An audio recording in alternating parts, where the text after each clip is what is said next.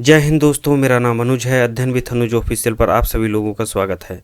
दोस्तों, आज का वीडियो भारत के संवैधानिक विकास पर आधारित है। आज इसमें हम जानेंगे कि भारत के संविधान का निर्माण कैसे हुआ, कौन से ऐसे तत्व हैं जो हमारे इतिहास में छिपे हैं और उन्हीं वही जो है भारतीय संविधान की आधारशिला बने, कैसे जो है भारतीय संविधान की रूपरेखा तैयार होती है। तो आइए शुरू करते हैं। जैसा आप जानते हैं कि ब्रिटिशर्स 1600 ईस्वी में भारत में व्यापार करने के उद्देश्य से आते हैं, परंतु धीरे धीरे भारत पर कब्जा जमा लेते हैं और भारत को लूटना शुरू कर देते हैं। जिन क्षेत्रों पर इनका कब्जा रहता है उसे अपने मनमाने ढंग से उसकी तंत्र को चलाने की कोशिश करते हैं, प्रशासन को चलाने की कोशिश करते हैं और अपने शासन व्यवस्था को जारी रखने के लिए और सुदृढ़ करने के लिए उन्होंने समय समय पर अपने नियमों में, कानूनों में परिवर्तन करते हैं और उन्हीं कानूनों के परिवर्तन में या कानूनों के बनाने की प्रक्रिया में जाने अनजाने में अंग्रेज़ों द्वारा भारतीय संविधान की एक रूपरेखा तैयार कर दी जाती है। समय समय पर ये कानून कई रूप में जो है भारतीय क्षेत्र पर जो है लागू किए जाते हैं, भारत पर शासन करने के लिए लागू किए जाते हैं। दोस्तों, क्या होता है कि 1757 ईस्वी में सिराजुद्दौला और कंपनी के मध्य युद्ध होता है। कंपनी का उस समय गवर्नर लॉर्ड क्लाइव था, उसके मध्य युद्ध होता है। तो उसमें सिराजुद्दौला की हार हो जाती है और कंपनी का भारत पर और अधिक प्रभाव स्थापित हो जाता है। कुछ समय बाद 1764 में कंपनी और भारतीय शासकों के मध्य पुनः युद्ध होता है, जिसे हम बक्सर का युद्ध कहते हैं। ये 1764 में होता है और 1764 में पुनः कंपनी विजयी होती है। भारत की तरफ से जो भारतीय शासक हैं, बंगाल के नवाब मीर कासिम, अवध के नवाब शुजाउद्दौला और मुगल बादशाह शाह आलम द्वितीय, ये बुरी तरह से पराजित होते हैं और कंपनी की पूरी पकड़ जो है भारत के बड़े भूभाग पर हो जाती है। अंग्रेज जो है अपने शासन को बहुत बड़े क्षेत्र पर स्थापित करने में सफल हो जाते हैं। दोस्तों, इसी कड़ी में अंग्रेज़ों ने तमाम तरह के जो है भारतीय शासकों के ऊपर प्रतिबंध आरोपित करता है, अंग्रेज़ों द्वारा होते हैं। और 1765 में 12 अगस्त 1765 में एक ऐतिहासिक संधि, जिसे आप इलाहाबाद की संधि कहते हैं, के नाम से जानते हैं, इलाहाबाद की संधि, लॉर्ड क्लाइव द्वारा शाह आलम द्वितीय के साथ ही जो है इलाहाबाद की संधि की जाती है, जिसके कारण शाह आलम द्वितीय के क्षेत्र को अपने अधीन ले लिया जाता है और शाह आलम द्वितीय को अपनी संरक्षण में ले लेता है। दोस्तों, यह संधि एक युगांतकारी घटना थी, क्योंकि कालांतर में इसने उन प्रशासनिक परिवर्तनों की पृष्ठभूमि तैयार कर दी थी जो ब्रिटिशर्स के लिए प्रशासनिक व्यवस्था की आधारशिला बने। इसी समय क्लाइव ने कंपनी के शासन को मजबूत करने के लिए कई बड़े बदलाव किए, कई परिवर्तन किए। रॉबर्ट क्लाइव, जो उस समय बंगाल का गवर्नर था, उसने क्या किया कि अपने पूरे क्षेत्र को जो है पूरे क्षेत्र में 2 उप दीवान नियुक्त कर दिए और पूरे क्षेत्र को 2 भागों में बांट दिया। एक बंगाल का क्षेत्र था, जहां पर उसने मोहम्मद रजा खां को उप दीवान नियुक्त किया और बिहार वाले क्षेत्र पर राजा सिताब राय को नियुक्त किया था। रॉबर्ट क्लाइव का प्रथम कार्यकाल बात करें तो 1757 से 1760 तक रहता है, जैसा दूसरा कार्यकाल 1765 से 1767 तक रहता है। अब 1767 आते समय के समय वो अपने पद से हट जाता है। इसके बाद अगला गवर्नर बरेलास्ट नियुक्त होता है। बरेलास्ट 1767 से 69 तक रहता है। 2 वर्षों का उसका शासनकाल होता है, उसमें विशेष बदलाव नहीं होता है, कोई भी बड़ा जो है परिवर्तन अंग्रेजी प्रशासन में नहीं होता, कोई जो है कानून नहीं तैयार किया जाता है। इसके बाद में कार्टियर 1769 से 1772 तक गवर्नर के पद पर रहता है, उसके भी कार्यकाल में कोई विशेष परिवर्तन नहीं होता है। इन गवर्नरों कार्यकाल में कंपनी के कामकाज में परिवर्तन तो नहीं होता, परंतु बहुत सारी जो है अनियमितता, भ्रष्टाचार में कंपनी लिप्त हो जाती है। मनमाने ढंग से राजस्व वसूलना जो है और भारतीयों का उत्पीड़न करना, भारत को लूटना, ये सारी चीज़ें शुरू हो जाती हैं और इससे जो है कंपनी के व्यापारियों को फ़ायदा होता है। इसकी खबर जब ब्रिटिश संसद को पहुंचती है, ब्रिटेन की संसद को पहुंचती है, तो वहाँ के जो तत्कालीन प्रधानमंत्री होते हैं लॉर्ड नॉर्थ, वो क्या करते हैं कि एक गुप्त कमेटी बनाते हैं और गुप्त कमेटी को जो है रिपोर्ट सबमिट करने के लिए कहते हैं। गुप्त कमेटी एक रिपोर्ट सबमिट करती है और वो कहती है कि जो ब्रिटिश ईस्ट इंडिया कंपनी है, उसके इंग्लैंड और भारत में बहुत सारी भ्रष्टाचार व्याप्त है इस जो है इस कंपनी में, उनको दूर करने के लिए कुछ कानून बनाने होंगे। और उसी समय एक कानून जो है लाया जाता है द रेगुलेटिंग एक्ट 1773, जिसे हम जो है द रेगुलेटिंग एक्ट 1773 के नाम से जानते हैं। ये वास्तव में दोस्तों अगर देखें तो संविधान विकास के लिए पहला मौका था जब एक कानून एक जो है लिखित रूप लेता है, संविधान का रूप लेता है और एक सुनिश्चित जो है प्रशासनिक व्यवस्था की भारत में जो है नींव पड़ती है, शासन पद्धति, सुनिश्चित शासन पद्धति की नींव पड़ती है। दोस्तों, रेगुलेटिंग एक्ट का मुख्य लक्ष्य भारत और इंग्लैंड में कंपनी में व्याप्त भ्रष्टाचार और कुप्रशासन में सुधार लाना था। इसलिए जो है इसमें क्या व्यवस्था की गई थी, संस्तुति की गई थी कि एक 5 सदस्यीय परिषद का गठन होना चाहिए और 5 सदस्यीय जो समिति होगी उसमें भारत में जो शासन कंपनी के माध्यम से जो शासन कर रहे हैं अंग्रेज, उनको उसमें शामिल करना था।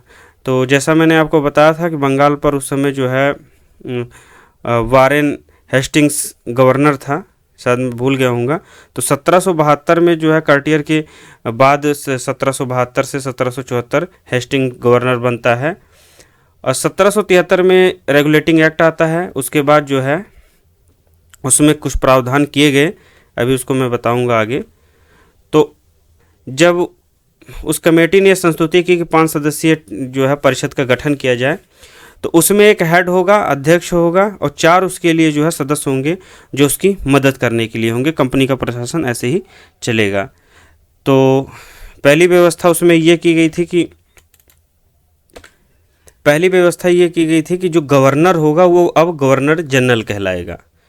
द रेगुलेटिंग एक्ट 1773 के अंतर्गत ये प्रोविज़न किया गया कि बंगाल के गवर्नर को अब बंगाल का गवर्नर जनरल कहा जाएगा। और दूसरी बात, वही जो है मद्रास और बॉम्बे का भी गवर्नर जनरल होगा। जो ये मद्रास और बॉम्बे प्रेसिडेंसियां हैं ये भी बंगाल के अधीन होंगी, ये स्वतंत्र नहीं होंगी। इसके पहले ये स्वतंत्र थीं और मद्रास और बॉम्बे के जो गवर्नर हैं उन्हें पद से हटा दिया गया।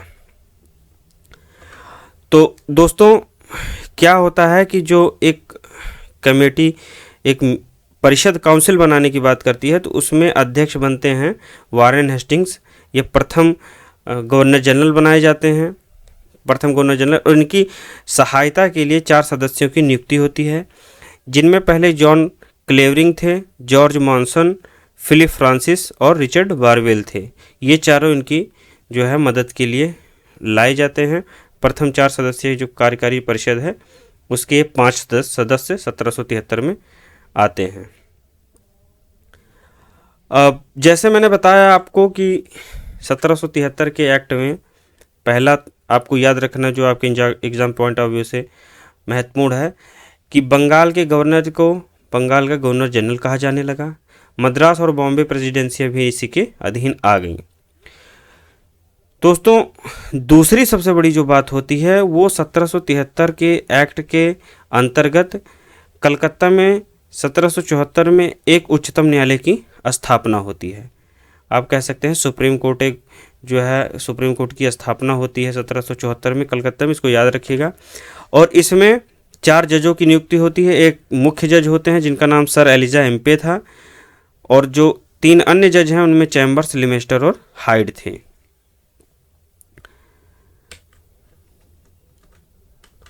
और इसी एक्ट के अंतर्गत ब्रिटिश सरकार को कोर्ट ऑफ डायरेक्टर अर्थात जो है संचालक मंडल की नियुक्ति करता है।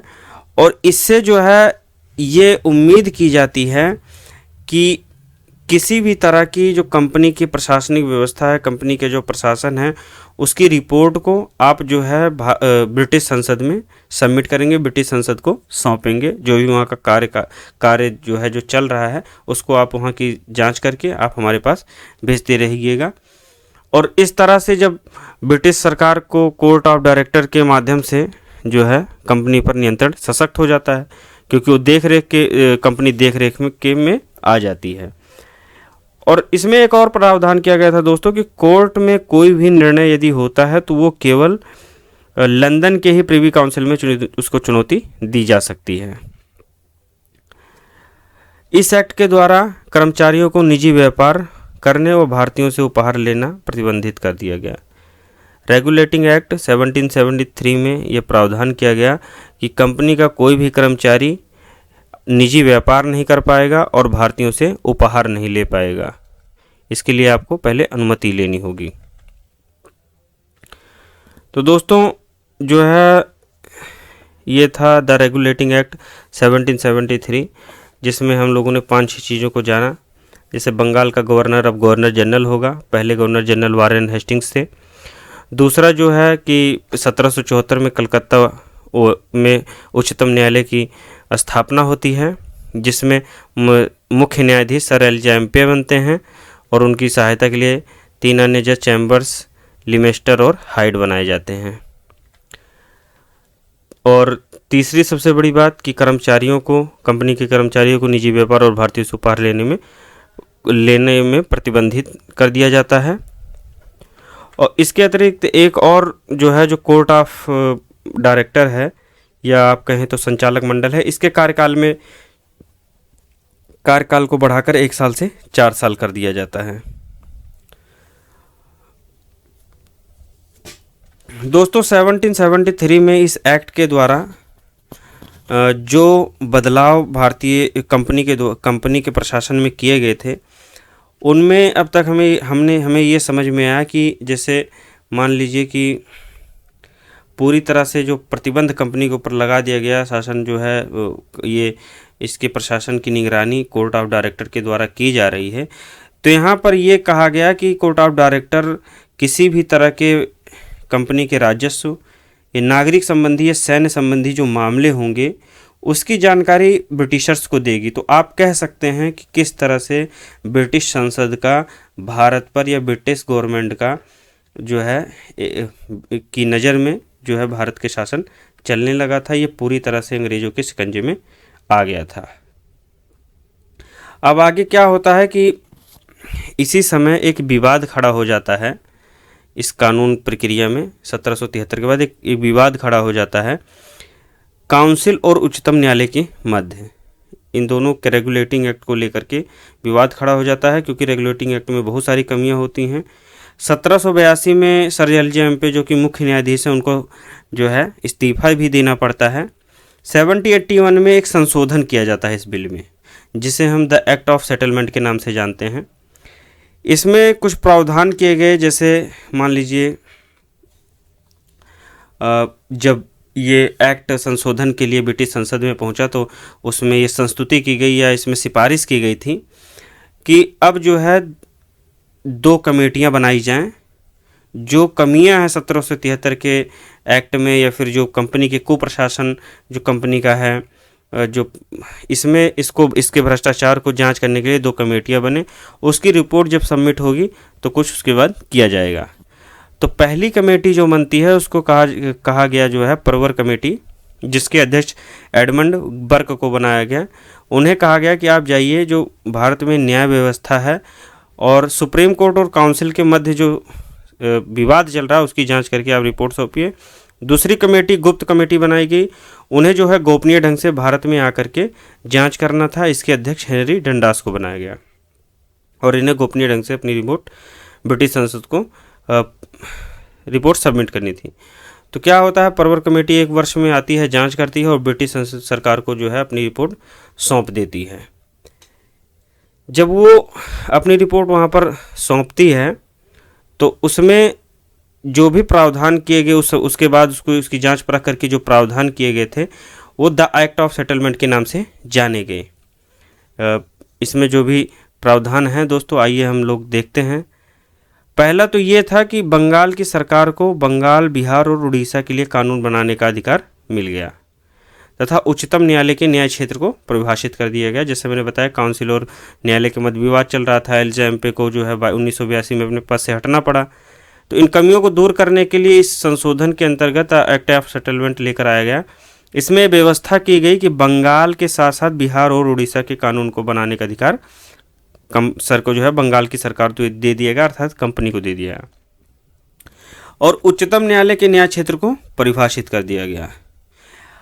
दूसरा जो प्रावधान है इसमें किया गया, उसमें गवर्नर जनरल इन काउंसिल को उच्चतम न्यायालय की अधिकारता से मुक्त कर दिया गया कि आप उसके लिए सर्वोच्च न्यायालय के जवाबदेह नहीं हैं। और सर्वोच्च न्यायालय की शक्ति को सीमित करते हुए उसकी राजस्व अधिकारता को भी जो है समाप्त कर दिया गया।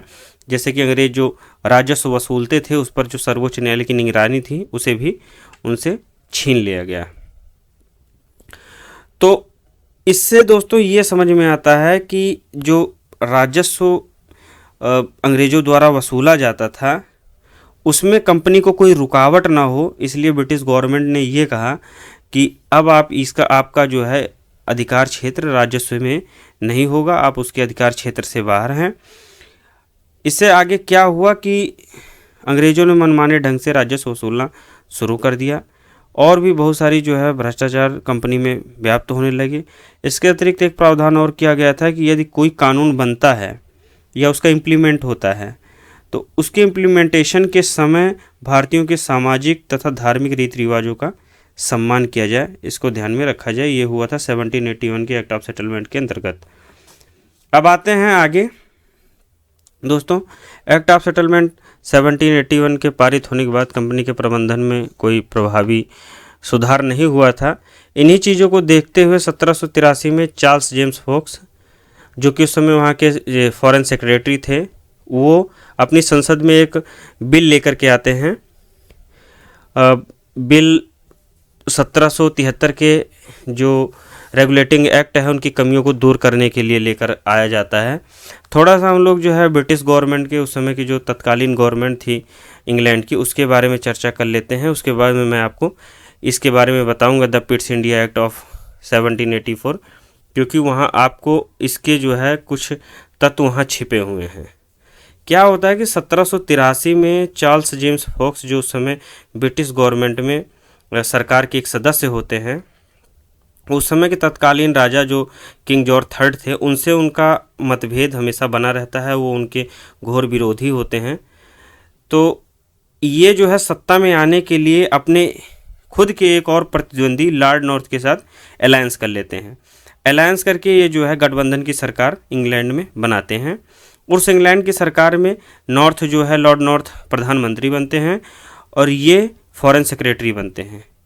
इन दोनों की सरकार जो है बन जाने के बाद में जॉर्ज जो थर्ड हैं उनको ये पसंद नहीं आता है, लेकिन वो कुछ कर नहीं सकते थे, सरकार बन जाती है। क्या होता है कि जेम्स फोक्स जो थे, जेम्स फोक्स वो जो है सेक्रेटरी बनने के बाद कंपनी के कुप्रशासन को दूर करने के लिए एक बिल लेकर के आते हैं, जैसे मैंने बताया संसद में। उसमें उन्होंने जो प्रावधान किए, सबसे पहला ये किया था कि पहला तो 2 अलग अलग बोर्ड हों जो कंपनी के प्रशासन को देखें। कंपनी के प्रशासन को देखने के लिए भारत में कंपनी के प्रशासन को देखने के लिए 2 बोर्ड होने चाहिए। पहला होना चाहिए बोर्ड ऑफ डायरेक्टर का, जो व्यापारिक मामलों को देखे, और दूसरा होना चाहिए बोर्ड ऑफ कंट्रोलर का, जो राजनीतिक गतिविधियों को नियंत्रण करे, कंपनी की राजनीतिक गतिविधियों को नियंत्रित करे। तो ये बिल फॉक्स ने जो है हाउस ऑफ कॉमन्स में जो है प्रस्तुत किया। हाउस ऑफ कॉमन्स दोस्तों इंग्लैंड की लोअर हाउस को कहते हैं। इस समय भी यही सिस्टम है। जो हाउस ऑफ कॉमन्स है वो इंग्लैंड की संसद का लोअर हाउस है, और जो हाउस ऑफ लॉर्ड्स है वो इंग्लैंड की पार्लियामेंट का अपर हाउस है। उस समय भी था, इस समय भी है। तो हाउस ऑफ कॉमन्स में जब ये लेकर के आते हैं तो वहाँ तो ये पास हो जाता है बिल, लेकिन हाउस ऑफ लॉर्ड्स में ये पास नहीं हो पाता है। और एक रोचक घटना होती है उसी के बाद में कि जेम्स फोक्स और नॉर्थ की सरकार गिर जाती है, इन्हें सरकार से इस्तीफ़ा देना पड़ता है। इसके बाद जॉर्ज थर्ड जो है, जो वहाँ के राजा हैं, वो जो है चुनाव कराते हैं। मई 1784 में चुनाव होते हैं। चुनाव के परिणाम आते हैं तो उस समय यंगर पिट जो है वहाँ के प्रधानमंत्री बनते हैं। शायद उनकी उम्र उस समय 24 वर्ष रही होगी। 24 वर्ष की आयु में वो वहाँ के प्रधानमंत्री बनते हैं।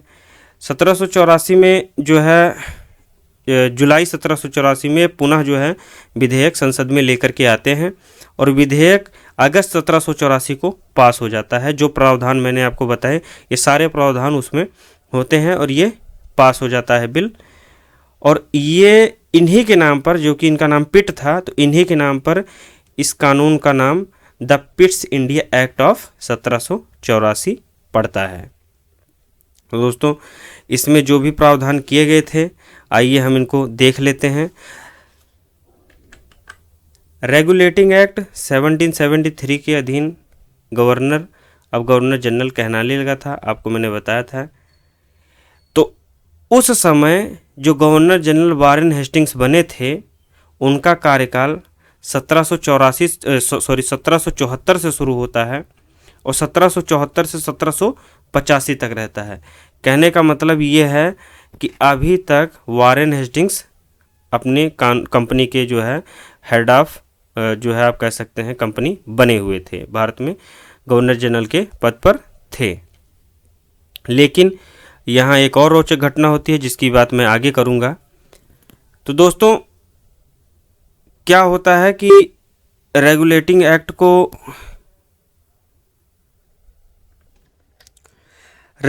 एक्ट के दोषों को दूर करने के लिए इस एक्ट को पारित किया गया था। इस जो है एक्ट को 1784 के पिट्स इंडिया एक्ट को पारित किया गया था। इसमें उस समय के प्रधानमंत्री ये व्यवस्था करते हैं, ये प्रावधान करते हैं कि एक 6 सदस्यीय बोर्ड ऑफ कंट्रोल की स्थापना की जाएगी और इसकी नियुक्ति सीधे जो है राजा द्वारा होगी। इसमें 6 सदस्य होंगे, जिसमें से 2 सदस्य ब्रिटिश गवर्नमेंट के मिनिस्टर्स होंगे और 4 सदस्य प्रीवी काउंसिल के सदस्य होंगे, जिन्हें सीधे राजा चुनेंगे। तो ये 6 लोग सीधे जो है अंग्रेजी कह सकते हैं ब्रिटिश गवर्नमेंट के सदस्य थे, वो भारत के प्रशासन को चलाने के लिए या नियंत्रण करने के लिए बोर्ड ऑफ कंट्रोल के अंतर्गत जो है आते हैं भारत में।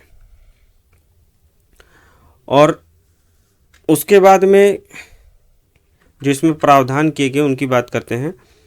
भारत में गवर्नर जनरल के परिषद की संख्या जो 4 थी पहले, उसे घटा करके 3 कर दी जाती है और उन तीनों में एक जो होगा, जो उसका हेड होगा, वो कमांडर इन चीफ होगा, अर्थात सेनापति होगा। सेनापति जो उस समय होते थे मुख्य सेनापति, वो होंगे। इसी दौरान इसी कानून में 1784 में पिट्स इंडिया एक्ट में यह व्यवस्था की गई कि जो भारत के जो ब्रिटिश अधिकृत क्षेत्र हैं, भारतीय क्षेत्र हैं, उन्हें अब जो है किसी भी तरह के जो है लेखन में या कहें तो जो अंग्रेज़ों के दस्तावेज तैयार होते थे, उसमें उन्हें ब्रिटिश अधिकृत भारतीय क्षेत्र के रूप में नामित किया गया। ये लिखा जाने लगा कि ये ब्रिटिश अधिकृत भारतीय क्षेत्र है। दोस्तों इसके अंतर्गत आपको जो सबसे बड़ा चेंज देखने को मिलेगा, इसमें द्वैध शासन को देखने मिलेगा। इसमें जो है दोहरा शासन शुरू हो जाता है। जैसा कि मैंने बताया था कुछ देर पहले अभी आपको, बोर्ड ऑफ डायरेक्टर्स जो कि व्यापारिक मामलों के लिए, और बोर्ड ऑफ जो है कंट्रोलर जो है बोर्ड ऑफ कंट्रोलर राजनीतिक मामलों के लिए नियुक्त किए जाते हैं। और व्यापारिक और राजनीतिक गतिविधियां इस तरह से दोनों अलग हो जाती हैं। अब 1785 में जैसा मैंने बताया कि वारेन हेस्टिंग्स मैंने कहा था अभी कि एक रोचक घटना होती है। वारेन हेस्टिंग्स जो है the Pitt's India act of 1784 से के विरोध में इस्तीफा दे देते हैं अपने पद से और वापस इंग्लैंड चले जाते हैं। अब आते हैं दोस्तों द एक्ट ऑफ 1786। अब जैसे मैंने बताया कि 1785 में वारेन हेस्टिंग्स इस्तीफा देकर के वापस चले गए इंग्लैंड और उनकी जगह पर अब अस्थायी तौर पर सर जॉन मैकफर्सन एक हुए। उन्हें जो है अस्थायी तौर पर गवर्नर जनरल नियुक्त किया गया। उनका कार्यकाल 1 ही साल का रहा होगा। फिर उनकी जगह पर आ जाते हैं लॉर्ड कॉर्नवालिस। उनका कार्यकाल शुरू होता है 1786 से 1793 तक। उन्होंने उनके दो कार्यकाल थे भारत में गवर्नर जनरल के। पहला 1786 से 1793 और दूसरा कार्यकाल 1805 में शुरू होता है, लेकिन उसी कुछ ही समय बाद उनकी मृत्यु हो जाती है। आइए अपने टॉपिक को आते हैं। The act of 1786। Governor general को विशेष परिस्थिति में अपने परिषद के निर्णयों को निरस्त करने का अधिकार मिल जाता है, अर्थात वीटो पावर मिल जाती है इसके अंतर्गत, और जो है अपने निर्णयों को इन पर लागू करने का अधिकार मिल जाता है। गवर्नर जनरल अब मुख्य सेनापति की भी शक्तियाँ पाने का अधिकारी हो जाता है। उससे मुख्य सेनापति की शक्तियाँ भी मिल जाती हैं। दोस्तों द एक्ट ऑफ 1786 में यही 2 चीज़ें थीं। बहुत ज़्यादा जो है कंपनी के कानून में परिवर्तन नहीं किया गया था, प्रशासन में कोई जो है बहुत बड़ा चेंज नहीं आया था। तो आगे क्या होता है दोस्तों, द चार्टर एक्ट ऑफ 1793। इस चार्टर एक्ट में भी जो है बहुत विशेष कोई जो है चेंज नहीं आया था, कोई विशेष प्रावधान नहीं किया गया था। इसमें भी जो है कुछ ही चेंजेस आए थे, जैसे कि कंपनी के व्यापारिक अधिकारों को 20 वर्षों के लिए बढ़ा दिया गया था, और उसके बाद नियंत्रण बोर्ड के सदस्यों और कर्मचारियों के वेतन आदि को भारतीय राजस्व देने का प्रावधान किया गया था। ये थोड़ा जो है बहुत बड़ा चेंज था कह सकते हैं आप, क्योंकि अब भारतीय राजस्व से यदि कंपनी के नियंत्रण बोर्ड के सदस्यों को यदि वेतन दिया जा रहा है तो ये लोग मनमाने ढंग से जो है लूट शुरू करते रहे होंगे और उसी से जो है इनका वेतन आदि देते रहे होंगे। दोस्तों आज की क्लास में बस इतना ही, 1793 के चार्टर एक्ट तक। इसके बाद हम लोग 1813 का चार्टर एक्ट के बारे में डिस्कस करेंगे। ये भारतीय संविधान के विकास में संवैधानिक विकास में मेरी पहली क्लास थी। इसके बाद अभी 2-3 वीडियो आएंगे जिससे आपको समझ में आएगा कि भारतीय संविधान की रूपरेखा कैसे तैयार हुई, कैसे इतिहास में उसके कुछ तत्व जो है छिपे हुए हैं। उसके बाद भारतीय संविधान पर हम लोग क्लास मैं लेकर के आऊँगा, जो आपके एग्जाम पॉइंट ऑफ व्यू से जो भी इम्पोर्टेंट टॉपिक्स हैं उसको हम लोग ऐसे डिस्कस किया करेंगे। मिलते हैं अगले वीडियो में। जय हिंद।